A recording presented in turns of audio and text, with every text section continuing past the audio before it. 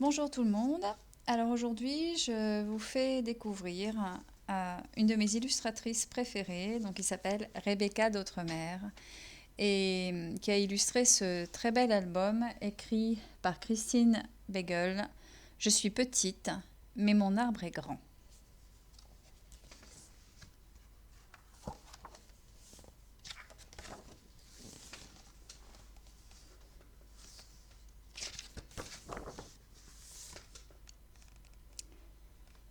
Je suis la plus petite d'une famille qui vit sur un arbre d'une drôle d'espèce. Un arbre généalogique, grand comme un baobab.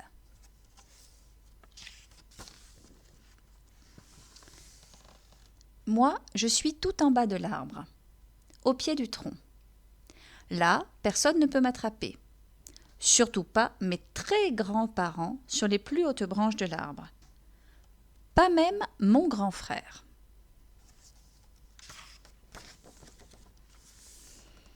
Mon frère, c'est lui. On le reconnaît facilement avec ses grandes dents de cheval. Mais ce n'est pas un cheval, c'est un âne, mon frère. Enfin, mon grand frère, pardon.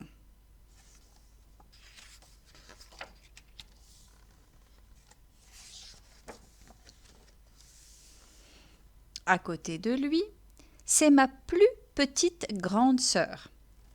Et à côté encore, ma très grande sœur.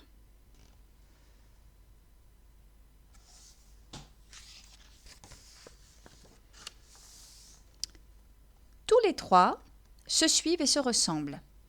Ils n'arrêtent pas de parler, de crier des grands et gros mots. À la fin, pour dire pas grand-chose.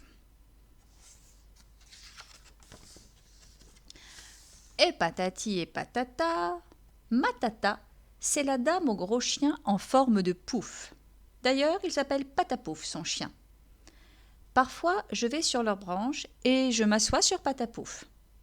On se partage les gâteaux de Tata, qui sont toujours plus gros que ceux de maman. Et meilleurs aussi, mais chut.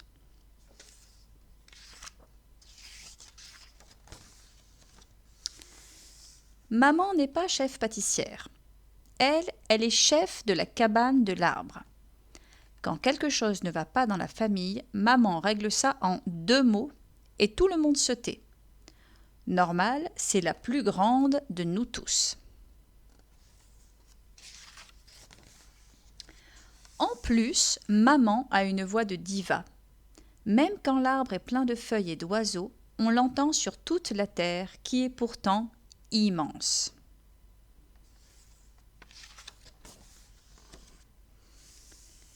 Ce n'est pas grand-père qui dira le contraire.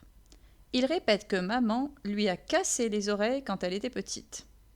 Je ne sais pas comment elle a fait, mais en tout cas, il est un peu sourd depuis.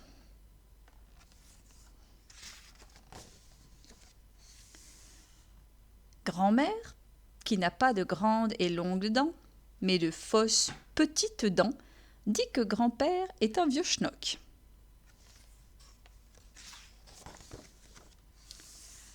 Papa, qui sait tout, m'a expliqué qu'un schnock, c'est une espèce de bête, un animal en gros.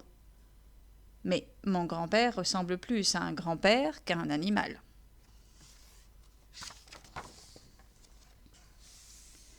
Luna Park est un animal. Sur le tronc de mon arbre, dans le gros trou du hibou, c'est lui, Luna Park, mon chat. Il est comme moi, petit. Parfois, il sort de son trou et saute à mes côtés. Ensemble, on essaye de voir les plus hautes branches. Là, il paraît qu'il y a mes arrière-grands-parents. C'est papa qui me l'a dit. Mais je ne les ai jamais vus. Ils sont beaucoup trop loin. Ce n'est pas grave. S'ils ne descendent pas, c'est qu'ils sont bien là où ils sont. Alors, on les laisse tranquilles. On regarde les étoiles, plus haut que l'arbre dans le ciel immense, et on se dit « Finalement, c'est bien d'être petit. Comme ça, le ciel est encore plus grand. »